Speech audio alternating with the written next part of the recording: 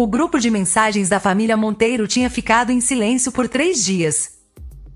Não o silêncio normal de quando todos estavam ocupados, o tipo que Mariana já conhecia bem, aquele silêncio de fim de semana onde ninguém postava nada porque não havia nada de extraordinário para compartilhar. Era um silêncio diferente, deliberado, o tipo que acontece quando um grupo inteiro de pessoas combina, de alguma forma não dita, de não mencionar algo para alguém específico. Mariana percebeu no primeiro dia, quando Renato mandou uma foto de um par de sapatinhos brancos no grupo geral da família e Dona Sônia respondeu com 5 emojis de coração, mas nenhuma mensagem foi enviada no grupo onde ela e Eduardo também faziam parte. No segundo dia, quando Vanessa atualizou o status dela com a frase "preparando tudo com amor", e todas as cunhadas comentaram com entusiasmo, mas o grupo ficou quieto. No terceiro dia, Mariana parou de checar. Ela estava voltando do hospital quando viu os carros. Era uma quinta-feira à noite, o tipo de noite em que São Paulo esfria de repente e o asfalto ainda guarda o calor do dia embaixo da neblina fina. Mariana virou na rua de Dona Sônia por hábito, porque aquele era o caminho mais curto para o apartamento dela e Eduardo, e foi então que reconheceu o carro de Renato, o da tia Carminha, o da prima Débora, o de Eduardo. Ela parou o carro no meio-fio, deixou o motor ligado. Pela janela da casa de Dona Sônia, ela podia ver balões azuis e brancos, fitas de papel crepom prateado, a silhueta das pessoas se movendo com copos na mão. Ouvia, amortecida pelo vidro fechado do carro e pela distância, o som de vozes sobrepostas e música baixa, a trilha sonora exata de uma festa de família que estava acontecendo sem ela. No banco de trás, dobrado com cuidado sobre a pasta de prontuários, estava o jaleco branco, o crachá da doutora. Mariana Monteiro, neonatologista, estava virado para baixo, como sempre ficava quando ela dirigia, para não riscar o couro do banco. O celular vibrou. Uma mensagem do doutor. Henrique, seu residente, * doutora Mary, confirma a troca de escala amanhã cedo? É urgente. * Ela digitou a resposta sem tirar os olhos da janela iluminada da casa. * confirmado. Estou às 6. * Então ela ligou o pisca-pisca, olhou o retrovisor e voltou para a rua principal. Não buzinou. Não ligou para Eduardo. Não mandou mensagem no grupo perguntando se havia algo acontecendo. Apenas saiu com o carro à noite e o jaleco branco no banco de trás que ninguém nunca perguntava sobre. Em casa, ela esquentou o que havia sobrado do almoço e comeu sozinha na bancada da cozinha. Às 22 horas, Eduardo chegou com a gravata afrouxada e um sorriso de quem acabou de sair de um lugar agradável. Fiquei na empresa até agora, ele disse, indo direto para a geladeira. Reunião que não terminava. Mariana olhou para ele. Viu a cor levemente rosada nas bochechas dele, o tipo que o vento frio da noite dá em quem ficou em ambiente fechado e quente por algumas horas. Viu o cheiro de bolo que ela não conseguia identificar, mas que estava ali sutilmente misturado com o perfume dele. Tudo bem, ela disse. E era isso. Não uma pergunta, não uma afirmação de que ela acreditava nele. Apenas a frase que funcionava como uma porta que ela fechava com cuidado, sem portada. Eduardo abriu uma cerveja, sentou no sofá, acendeu a televisão. Mariana lavou o prato, foi tomar banho, dormiu cedo porque às 5h40 ela precisava estar de pé. Ela não dormiu de imediato, é verdade. Ficou por alguns minutos com os olhos abertos no escuro, ouvindo o som da televisão vindo da sala e pensando numa coisa que o doutor Henrique tinha dito semana passada sem querer, durante o café entre as visitas. * A senhora nunca fala da sua família, doutora Mariana. A família do seu marido, quero dizer. Eles sabem o que a senhora faz aqui? * Ela tinha dado uma resposta vaga e mudado de assunto. Agora, no escuro do quarto, ela pensou. Provavelmente não. Não de verdade. Eduardo sabia, claro. Mas saber e contar são coisas diferentes. Contar exige orgulho, e orgulho exige atenção. E atenção era exatamente o que Eduardo nunca tinha tido energia suficiente para gastar quando o assunto era lá perto da família dele. Ela fechou os olhos. Havia um bebê em observação no berçário de alto risco que ela precisava checar na manhã seguinte. Um menino que tinha nascido com 32 semanas e cujos pulmões ainda aprendiam a confiar no mundo.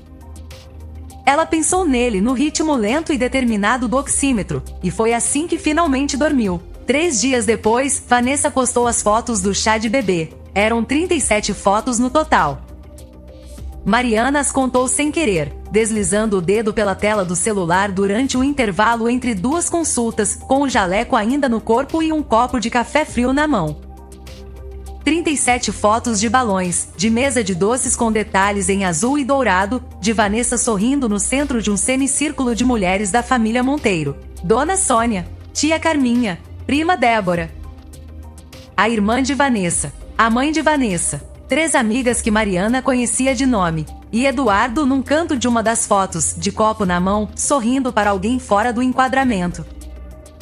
Mariana não foi marcada em nenhuma das fotos. Seu nome não apareceu em nenhum comentário. Era como se ela não existisse naquele universo paralelo que havia acontecido na quinta-feira à noite na casa de Dona Sônia. Ela colocou o celular na gaveta, terminou o café frio, e foi ver o próximo paciente.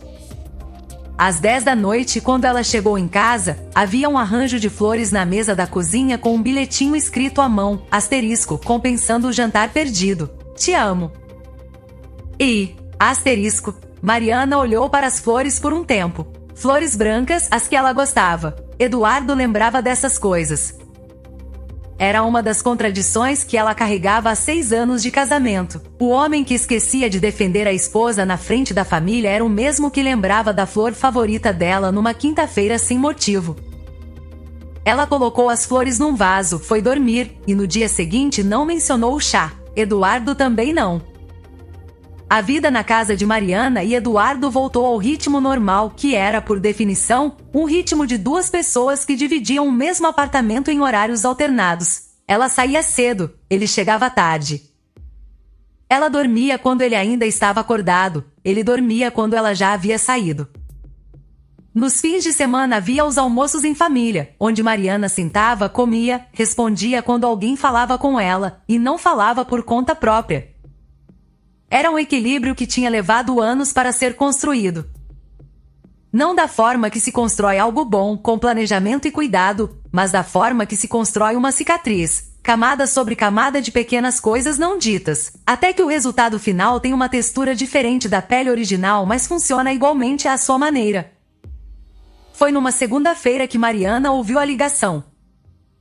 Ela estava na cozinha preparando o almoço da semana, cortando cenouras com a eficiência automática de quem faz isso com a cabeça em outro lugar, quando o celular de Eduardo tocou na bancada do outro lado.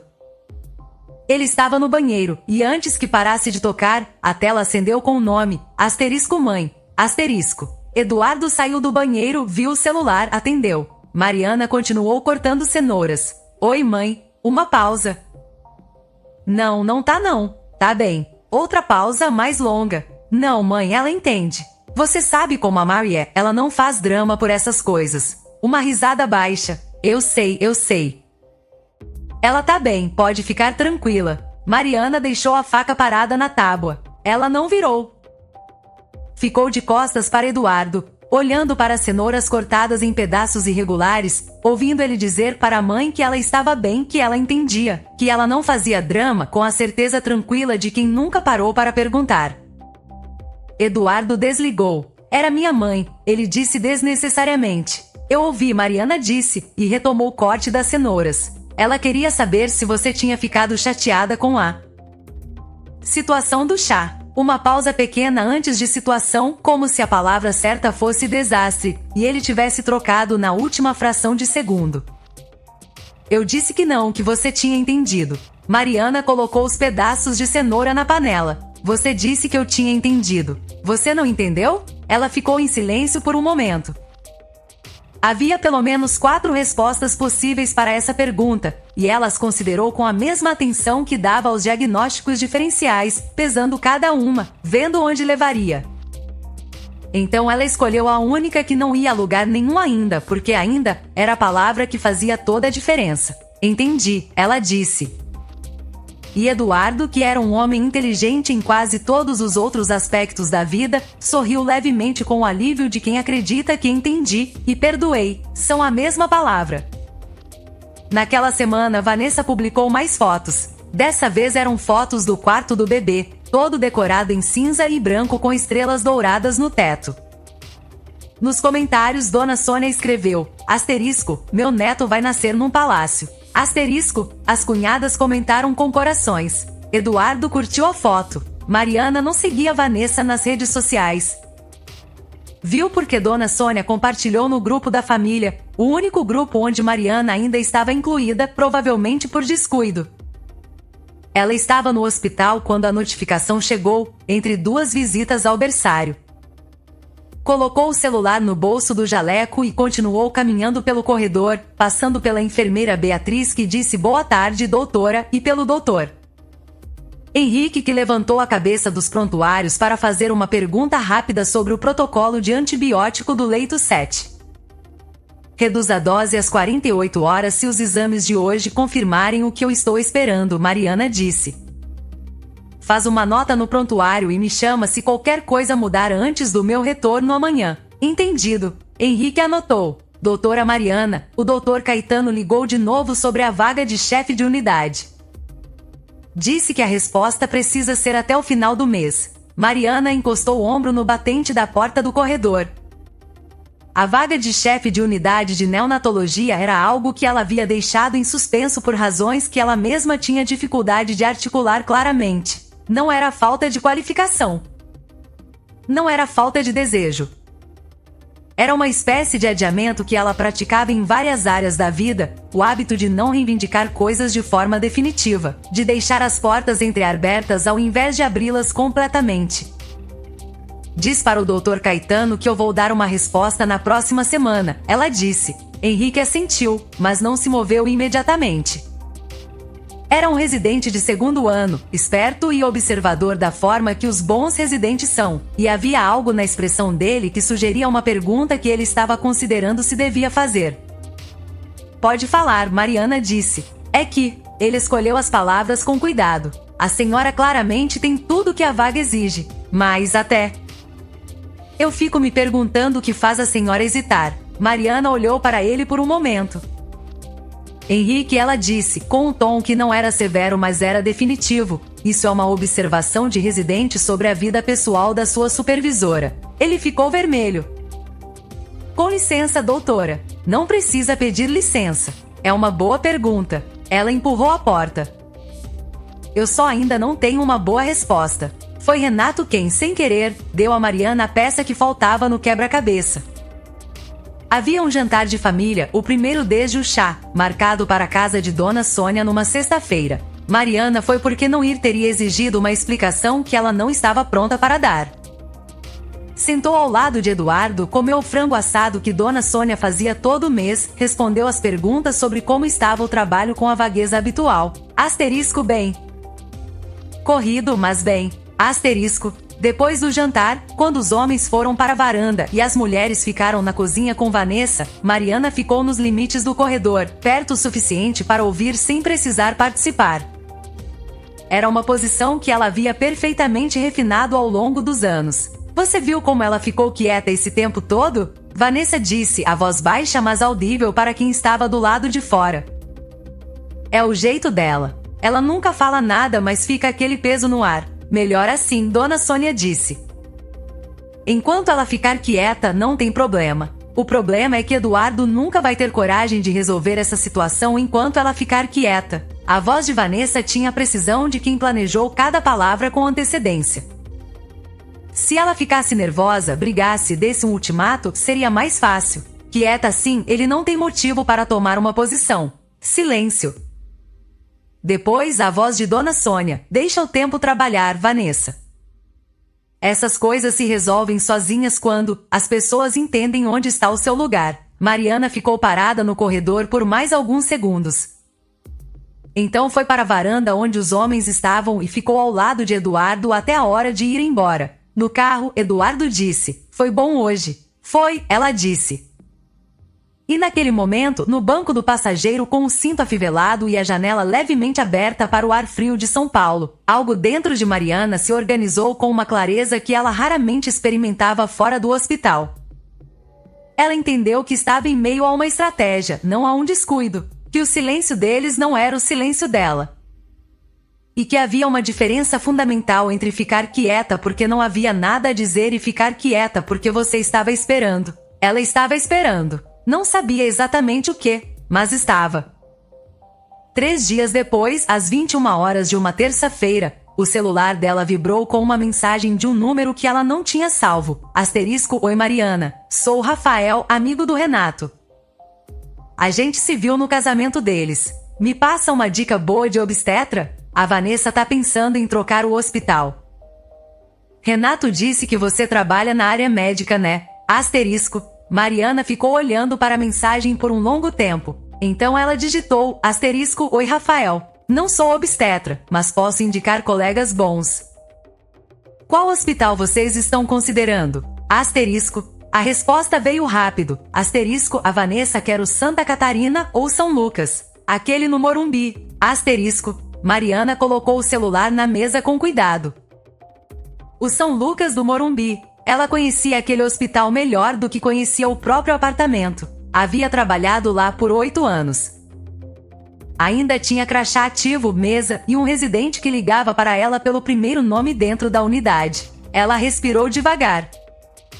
Então respondeu ao Rafael com o nome de 2 obstetras excelentes, desejou boa sorte, e foi terminar o relatório que tinha deixado pela metade.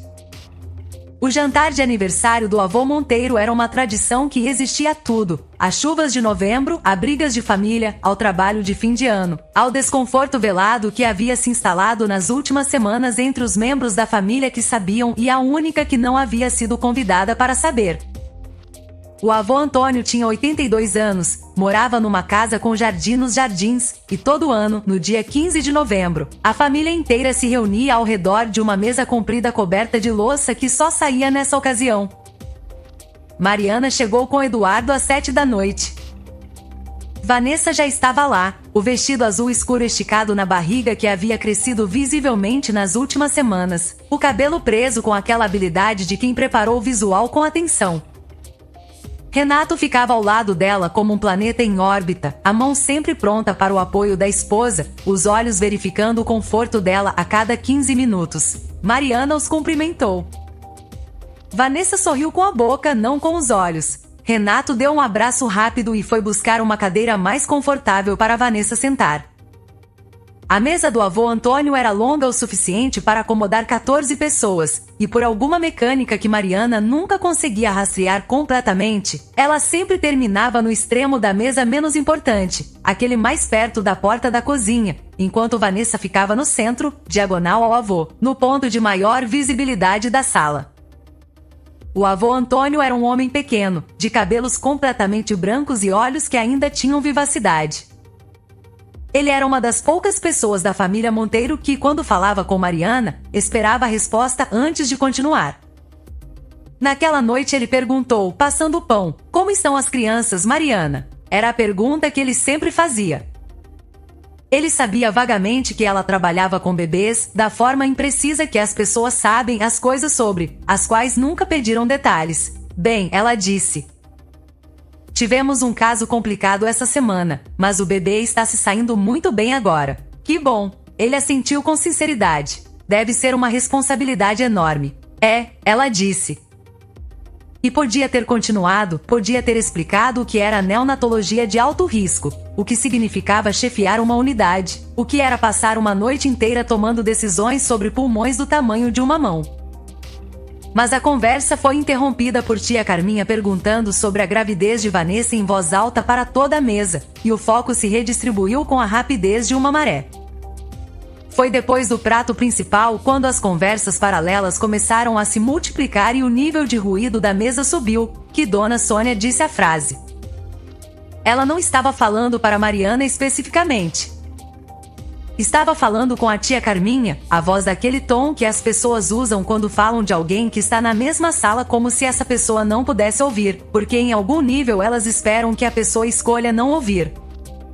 Coitado do Eduardo, Dona Sônia disse, pegando a taça de vinho. Trabalha tanto, e em casa não tem nada esperando. Sem filhos, sem uma mulher que se dedique à família. Nem sei o que ela faz a vida toda que nunca tem tempo para nada. A tia Carminha murmurou algo que Mariana não conseguiu ouvir. Eu sei, Dona Sônia continuou. Mas é isso. Quando o homem não tem estrutura em casa, a família sofre. A Vanessa, agora, aquela menina sim sabe o que é prioridade. Mariana abaixou o garfo devagar. Havia uma pressão atrás dos olhos que ela reconhecia como o primeiro sinal físico de que ela estava chegando no limite. Não era raiva do tipo que grita, era do tipo que endurece. Ela dobrou o guardanapo, colocou sobre a mesa, levantou com a desculpa de ir ao banheiro e foi para o jardim. O jardim do avô Antônio tinha um banco de pedra próximo à roseira, e era lá que ela parou de casaco fechado, respirando o ar úmido de novembro. A cidade barulhava além do muro, São Paulo com seus sons que nunca param completamente, e ela ficou parada ouvindo esse barulho e pensando que havia um momento exato em que ficar quieta por escolha vira ficar quieta por falta de opção, e ela precisava ter cuidado para não cruzar essa linha sem perceber. Passos no caminho de pedra. Eduardo.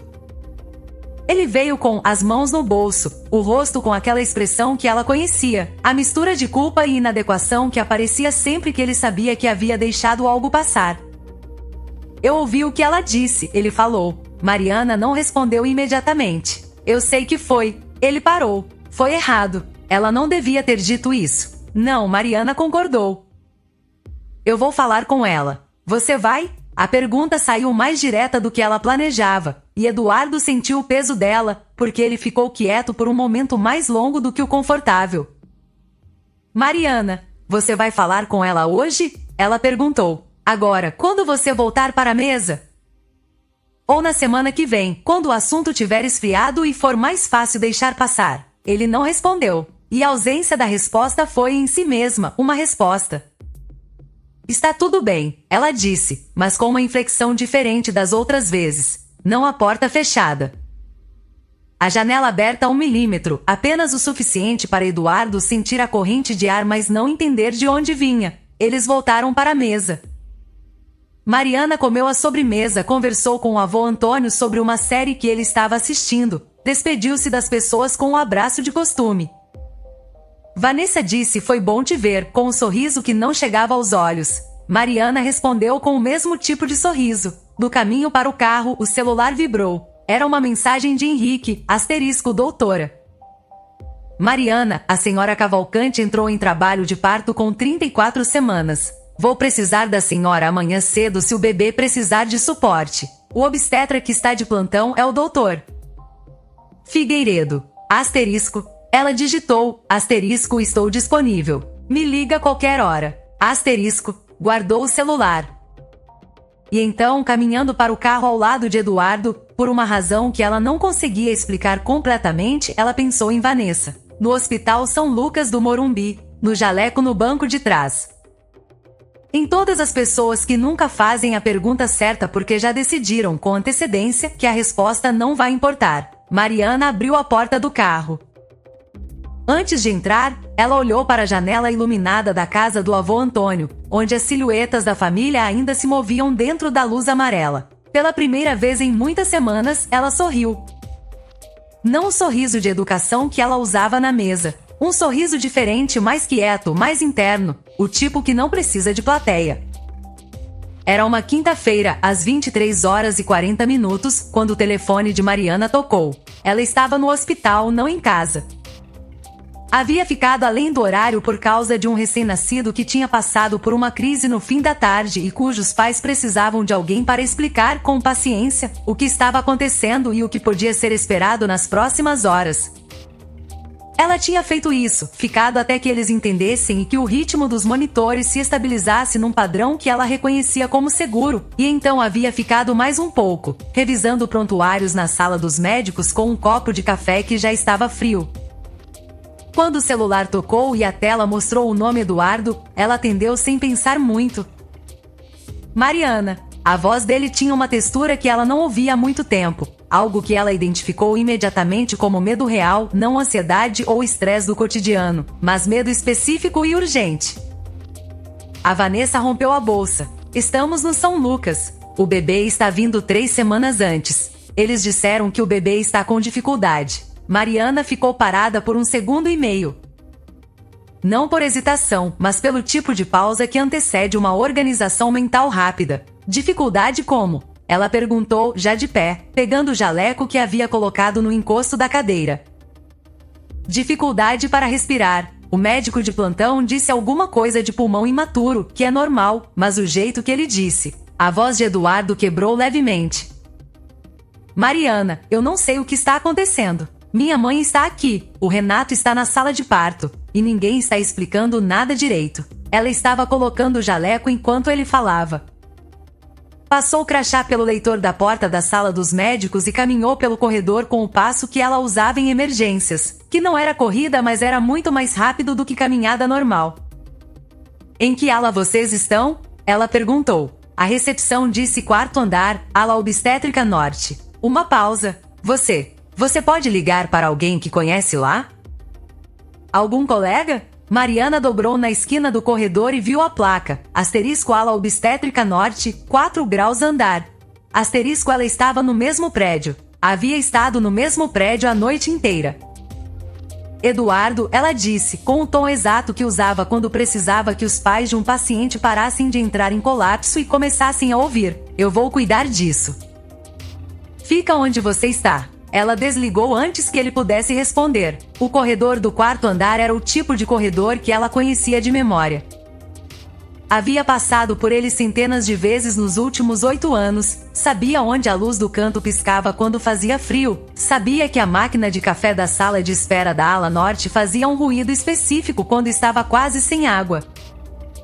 Sabia também que o doutor Marcelo Figueiredo, que estava de plantão naquela noite, era um médico competente mas jovem demais para certas complicações respiratórias neonatais, e que a enfermeira-chefe do turno, Graça, tinha o hábito de chamar o especialista de sobreaviso quando o plantão ficava aquém.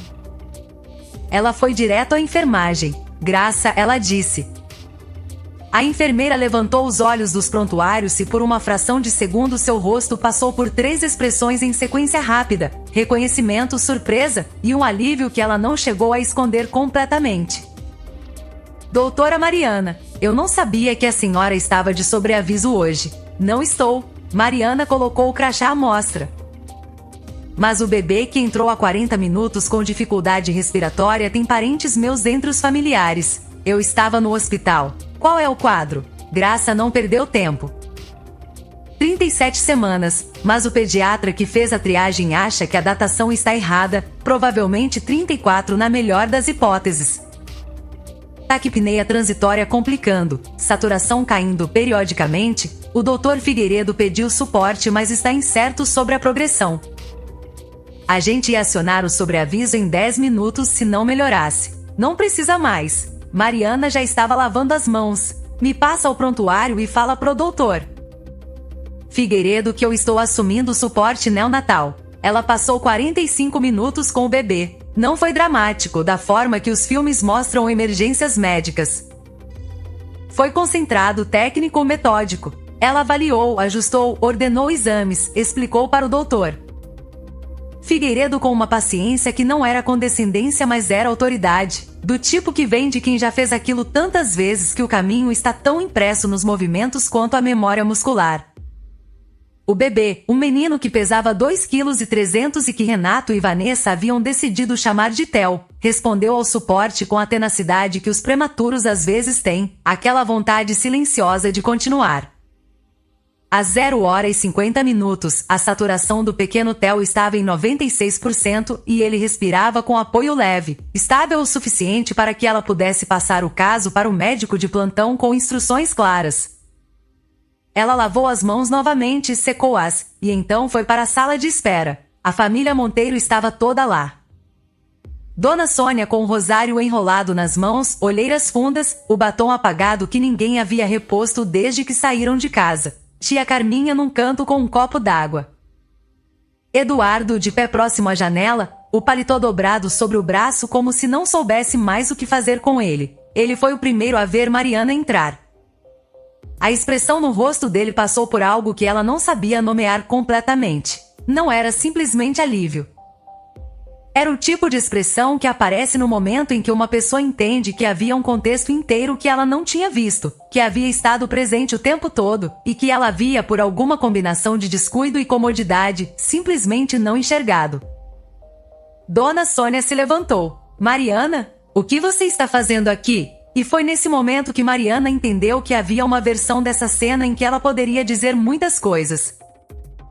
Poderia dizer que havia recebido a ligação de Eduardo e chamado um colega. Poderia deixar a situação vaga, permitir que as suposições preenchessem os espaços. Poderia proteger a família de ter que processar, naquele corredor de hospital às 11 horas da noite, algo que eles deveriam ter sabido há anos. Ela não fez nada disso. Ela ficou onde estava, jaleco branco, crachá no peito com a foto dela, o nome, a especialidade em letras que cabiam perfeitamente numa linha, * doutora. Mariana Monteiro, neonatologista, chefe de unidade, *. O Theo está estável, ela disse, com a voz que ela usava para dar notícias a famílias, clara e firme e sem espaço para mal-entendido. A saturação está em 96%. Ele está com suporte leve de oxigênio que provavelmente será retirado nas próximas horas conforme ele ganhe força. O quadro era preocupante, mas foi manejado a tempo. O Dr. Figueiredo ficou com ele e vai atualizar vocês em breve. Silêncio. O tipo de silêncio de 14 pessoas num corredor processando, ao mesmo tempo, a informação sobre o bebê e a informação sobre quem havia acabado de dar essa informação. Dona Sônia olhou para o crachá, depois para o jaleco, depois para o rosto de Mariana. Você trabalha aqui? Há 8 anos, Mariana disse. Eduardo deu um passo em direção a ela. Havia algo no rosto dele que ela não tinha tempo de analisar agora, porque a porta da ala se abriu e o doutor Figueiredo apareceu para atualizações adicionais, e a atenção da família se deslocou para ele. Mariana se afastou do grupo. Voltou em direção ao corredor, em direção à sua sala, em direção aos prontuários que ainda estavam sobre sua mesa. Mariana, a voz de Eduardo atrás dela. Ela parou, mas não virou imediatamente. Por que você nunca? Ele parou. Recomeçou. Por que a família nunca sabia? Ela ficou em silêncio por um tempo. Depois virou o suficiente para olhar para ele sobre o ombro. Eduardo, ela disse com tranquilidade absoluta porque ninguém nunca perguntou. E ela virou de volta, passou pela porta do corredor restrito com o crachá, e deixou ele do outro lado do vidro com essa frase que não era uma acusação, mas que era, com toda precisão, a verdade. O sol entrou pela janela do quarto de Vanessa às 8h30 da manhã, aquela luz de novembro que São Paulo tem quando a chuva passou e o ar ficou mais limpo. Theo estava na UTI neonatal estável, com a saturação normalizada e os pulmões trabalhando de forma cada vez mais independente. Vanessa havia dormido algumas horas, o suficiente para que a exaustão do parto cedesse lugar a alguma outra coisa. Mariana estava terminando o turno quando recebeu o recado pela enfermeira Graça. A senhora Vanessa Monteiro gostaria de falar com a doutora Mariana, se fosse possível. Ela considerou. Havia razões para não ir, e ela as entendia. Havia também uma razão simples para ir. O bebê daquela mulher havia passado pela unidade dela a noite anterior, e havia uma conversa que precisava acontecer de qualquer forma, mais cedo ou mais tarde. Ela foi. O quarto era um dos particulares, espaçoso, com arranjo de flores brancas que alguém havia trazido cedo. Vanessa estava sentada na cama com o cabelo solto, sem maquiagem, e sem o cabelo preso e o vestido cuidadosamente escolhido. Ela parecia, pela primeira vez desde que Mariana conhecia, simplesmente uma pessoa. Mariana ficou de pé próxima à porta. Não puxou cadeira. Não se aproximou demais. Como você está? Mariana perguntou. Cansada. Vanessa olhou para as mãos no colo. O Theo vai ficar bem, né? O médico que veio hoje de manhã disse que sim, mas eu queria ouvir de você. Ele vai ficar bem, Mariana disse, com a mesma clareza da noite anterior. Os pulmões dele são fortes para a idade gestacional. O suporte vai ser retirado progressivamente, provavelmente em 48 horas. Você vai poder amamentá-lo ainda hoje ou amanhã. Vanessa assentiu devagar. Ficou em silêncio por um tempo. Depois levantou os olhos. Eu não sabia que você trabalhava aqui, ela disse. Não, Mariana concordou. Eduardo também não sabia que a situação era assim. Ela escolheu as palavras com cuidado, a Vanessa que planejava cada frase. Quero dizer, ele sabia que você era médica. Mas não o quanto isso significava. Mariana terminou sem ironia. Vanessa fez uma pausa. Não foi justo o que eu fiz com o chá. Era a frase que Mariana havia esperado sem esperar ativamente, e ela soou diferente do que ela imaginava. Não havia vitória nela.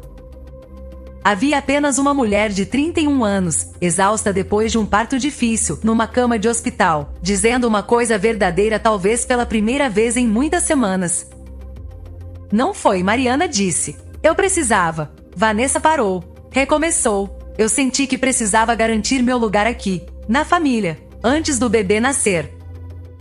E pareceu mais fácil fazer isso te colocando de fora. Mariana ouviu isso sem interromper. Era uma confissão que não pedia resposta imediata, então ela não deu uma. A porta do quarto se abriu.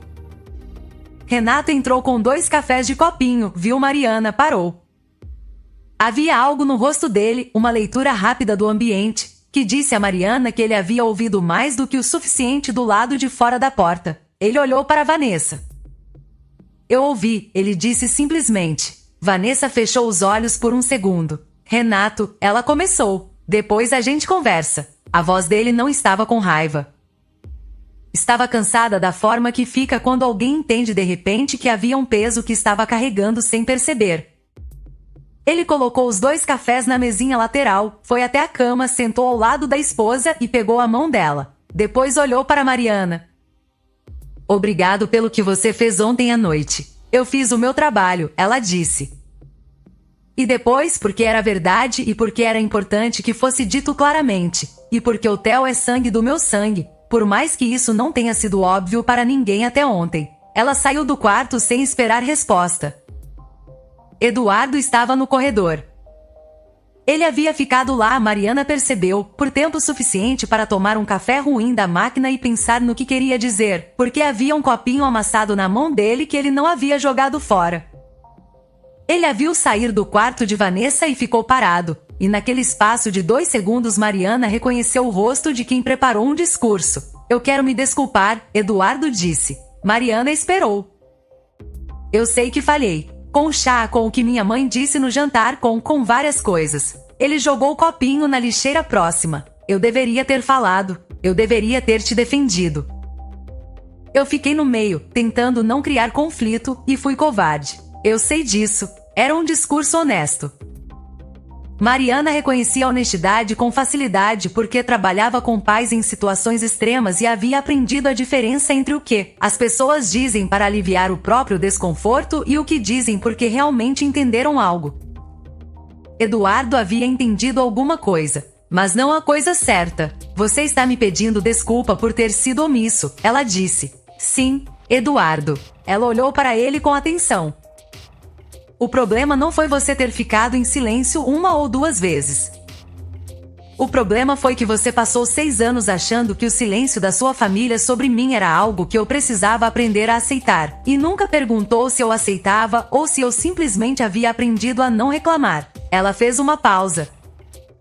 Você disse para sua mãe que eu tinha entendido o chá sem me perguntar uma vez se eu tinha entendido. Ele ficou quieto. Isso não é desatenção, ela continuou. Isso é você tendo decidido, antes de perguntar, que a minha resposta não ia mudar o que você faria. E um pedido de desculpa por ter sido omisso não resolve isso. Eduardo passou a mão pelo cabelo. Havia uma versão dele, a versão que ela havia visto muitas vezes, que nesse momento diria algo para suavizar, para fechar a conversa num lugar menos desconfortável. Ela esperou para ver qual Eduardo apareceria agora. Ele ficou em silêncio por um tempo mais longo do que o confortável. Você está certa, ele disse. Sem mas, depois. Sem qualificação. Sem a frase de acompanhamento que esvazia o reconhecimento. Mariana olhou para ele. E eu não sei, ele continuou. Se uma conversa aqui no corredor de hospital às 9 da manhã depois de uma noite dessas é o lugar certo para você decidir se o que eu fiz é algo que você consegue passar. Ele olhou para ela diretamente. Mas eu preciso saber se você quer tentar. Era a primeira vez, Mariana percebeu, que Eduardo havia feito uma pergunta cuja resposta ele claramente não tinha certeza de qual seria. Não, você está bem, que presumia que ela estava. Não, você entendeu, que presumia que ela havia entendido. Uma pergunta aberta com risco real de resposta que ele não queria ouvir. Não agora, ela disse. Eu trabalhei a noite inteira, eu tenho pacientes, e eu preciso de mais do que um corredor de hospital para ter essa conversa. Quando você quiser, ele disse. Eu aviso. Ela foi embora, e dessa vez ele não a chamou de volta. Dona Sônia estava na cafeteria do hospital quando Mariana a viu. A mulher estava sozinha numa mesa pequena perto da janela, um suco de laranja intocado à frente, as mãos cruzadas sobre a mesa com um rosário ainda enrolado nos dedos. Havia algo naquele rosário que Mariana havia notado desde a noite anterior, o jeito que Dona Sônia segurava como âncora, não como performance religiosa, mas como o gesto físico de quem precisa de algo concreto para segurar enquanto o mundo oscila. Mariana poderia ter passado direto. O caminho para a saída não precisava passar pela cafeteria. Ela parou, pegou um café e foi até a mesa. Posso sentar? Dona Sônia levantou os olhos. Havia algo diferente neles, alguma coisa que o corredor da noite anterior havia reorganizado. Uma geometria nova na forma como a mulher a olhava. Pode, ela disse. Mariana sentou. Tomou um gole do café, que estava melhor do que o da máquina do corredor. Por alguns momentos nenhuma das duas falou. Eu não sabia, Dona Sônia disse por fim. O que você faz? Eu sabia que você era médica, mas não. Eu nunca tive a oportunidade de explicar, Mariana disse, sem gentileza excessiva, mas também sem aspereza. A frase era apenas verdadeira. Dona Sônia olhou para o suco intocado. Eu disse coisas. Ela parou. No jantar do pai do Eduardo. Eu disse coisas que não foram justas. Foram injustas, Mariana concordou. A mulher não esperava que ela concordasse tão diretamente. Ficou levemente surpresa, como quem esperava algum tipo de negação educada que tornasse a conversa mais fácil. Eu precisaria que você entendesse que... Dona Sônia começou. Dona Sônia. Mariana colocou o copo sobre a mesa com calma. Eu não preciso entender as razões agora. Não nesta manhã. Ela olhou para ela com atenção. O Theo vai ficar bem. Isso é o que importa hoje. O resto a gente vai ter tempo de conversar. Era um adiamento, mas não um perdão fácil. Dona Sônia entendeu a diferença porque ficou quieta com uma expressão que misturava alívio e algo que parecia o começo de um entendimento mais sério. Ele é lindo, Dona Sônia disse depois, a voz mais suave. O Theo, você viu? Vi. Ele vai ser um menino forte. A mulher assentiu. Então, de forma inesperada, ela disse, Eduardo me disse que você é a chefe da unidade onde o Theo passou a noite. Sou. Há quanto tempo? Vou completar 2 anos em fevereiro, Mariana disse. Dona Sônia ficou com isso por um momento. E o Eduardo sabe disso? Sabia que eu havia sido convidada para a posição, ela disse. Não sabia que eu havia aceitado. Acabei de formalizar semana passada. Não era completamente verdade. Mas também não era completamente mentira, e Mariana estava, naquele momento, suficientemente honesta consigo mesma para reconhecer que havia postergado a formalização por razões que tinham tanto a ver com o clima em casa quanto com a burocracia do hospital. Dona Sônia olhou para ela por um tempo longo. Você devia ter brigado comigo, ela disse de repente, quando eu disse aquelas coisas. Qualquer pessoa normal teria respondido. Eu sei, Mariana disse. Por que não respondeu? Mariana pensou na resposta certa por um momento. Havia várias. A que era mais verdadeira era também a mais simples. Porque eu estava esperando o momento certo, ela disse. Dona Sônia olhou para ela com uma expressão que Mariana havia visto poucas vezes naquela mulher, uma espécie de reconhecimento relutante, como quem está vendo pela primeira vez algo que sempre esteve ali. Elas ficaram na cafeteria por mais 10 minutos. Não houve grandes reconciliações. Não houve a cena da sogra pedindo perdão e da nora aceitando com magnanimidade. Houve 2 mulheres tomando café enquanto um bebê dormia estável 2 andares acima, e uma conversa que era o começo de algo diferente, não o fim de algo velho. Era suficiente por agora. Mariana aceitou formalmente a posição de chefe de unidade de neonatologia do São Lucas do Morumbi numa manhã de quinta-feira, 3 semanas depois do nascimento do Theo. Ela assinou os papéis na sala do doutor. Caetano aceitou a caneta de cortesia que ele deu como brinde e voltou para a unidade onde Henrique estava esperando com uma lista de questões sobre o novo protocolo de alta de prematuros. Parabéns, doutora Mariana, ele disse, e havia no rosto dele a expressão de quem havia torcido por isso há mais tempo do que seria estritamente profissional. Obrigada, Henrique. Agora me explica o que está acontecendo com o leito 4. Theo teve alta após 18 dias na UTI. Vanessa e Renato levaram o menino para casa com o kit de cuidados que a unidade fornecia e Vanessa, que havia ficado em silêncio no grupo da família por algum tempo, mandou uma foto no grupo com uma legenda que não tinha a eloquência de uma reconciliação formal, mas que tinha o peso de algo real. Asterisco, Theo quer agradecer a tia Mariana. Asterisco, Mariana olhou para a foto. Era um bebê de olhos fechados, gordo e sonolento, envolto num cobertor de listras azuis. Ela gostou da foto sem deixar comentário e colocou o celular no bolso do jaleco. A conversa com Eduardo aconteceu num sábado à tarde, em casa, sem o ambiente clínico do corredor do hospital e sem a urgência da crise para preencher o espaço. Eles ficaram na cozinha, cada um com um café, e Eduardo falou durante um tempo considerável sobre coisas que ele havia entendido, não de forma performática, mas com a torpeza específica de alguém que está formulando em voz alta algo que havia pensado sozinho durante semanas. Mariana ouviu, fez perguntas. Algumas das respostas foram satisfatórias, algumas não foram. Foi uma conversa longa. No final, Eduardo perguntou: "O que você precisa de mim, Mariana? Concretamente." "Não o que eu acho que você precisa. O que você precisa?" E essa pergunta, que parecia simples, era na verdade a mais difícil que ele havia feito em 6 anos de casamento, porque exigia que ele ficasse quieto depois dela e escutasse a resposta sem tentar moldá-la. Ela tomou um gole de café. "Preciso que quando alguém da sua família disser algo sobre mim, você responda no momento. Não depois, não quando for conveniente no momento." Ela pausou. "E preciso que você saiba o que eu faço, não de forma vaga. De verdade, me conta", ele disse. Ela olhou para ele por um tempo.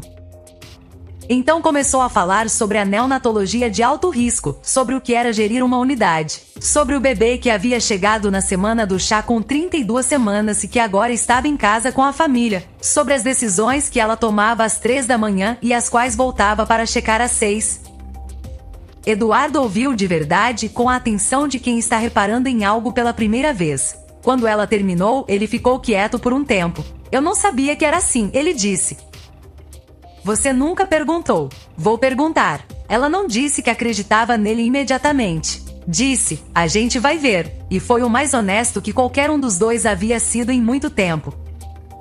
Numa sexta-feira de dezembro, 3 semanas antes do Natal, Eduardo apareceu no estacionamento do São Lucas às 18h20. Mariana saiu pelo portão da equipe médica, jaleco no braço, bolsa no ombro, e o viu encostado no carro deles com o celular guardado no bolso, olhando para a porta. Ela parou por um momento. "O que você está fazendo aqui?" ela perguntou. "Aprendi que você sai às 6, ele disse. "Mais ou menos." Ela ficou em silêncio por um segundo. "Como foi o dia?" ele perguntou. E havia naquela pergunta simples que qualquer pessoa faz para outra ao fim de um dia de trabalho, uma diferença que Mariana sentiu com uma clareza que não precisava de nome. Não era a pergunta de quem está cumprindo uma obrigação. Era a pergunta de quem realmente quer saber. "Corrido", ela disse, caminhando em direção a ele. "Tivemos uma intercorrência de manhã que resolvemos bem. O turno da tarde foi mais tranquilo. E o bebê do leito 4 que você mencionou semana passada?" Ela levantou os olhos para ele, levemente surpresa. "Você lembrou?" ela disse. "Estou prestando atenção", ele disse, simplesmente. Eles entraram no carro. Eduardo saiu do estacionamento e pegou a marginal, que estava do jeito que a marginal sempre está às 6 da tarde, carros parados, a cidade se arrastando no trânsito que pertence a São Paulo como o calor pertence ao verão. Mariana abriu a janela 1 centímetro, deixou o ar entrar. "O bebê do leito 4 teve alta hoje", ela disse. "Foi bem?" "Foi muito bem." Eduardo assentiu com um sorriso pequeno que não era para ela especificamente, mas para a ideia em si, para o fato de que um bebê havia ido para casa depois de semanas numa unidade onde a sua esposa tomava decisões que ele havia, por muito tempo, não se dado ao trabalho de conhecer. Mariana encostou a cabeça no banco. A cidade passava pela janela, os prédios e os viadutos, e as árvores que sobrevivem de alguma forma no meio do concreto, e ela pensou que não havia chegado a um lugar de resolução perfeita, que não existia esse lugar, que o que existia era a continuação das coisas com uma configuração levemente diferente, com algumas palavras que finalmente haviam sido ditas e outras que ainda precisavam ser. Mas havia uma diferença que ela conseguia sentir fisicamente, como a diferença entre segurar o fôlego e respirar normalmente. Ela não estava esperando mais. Ela havia chegado.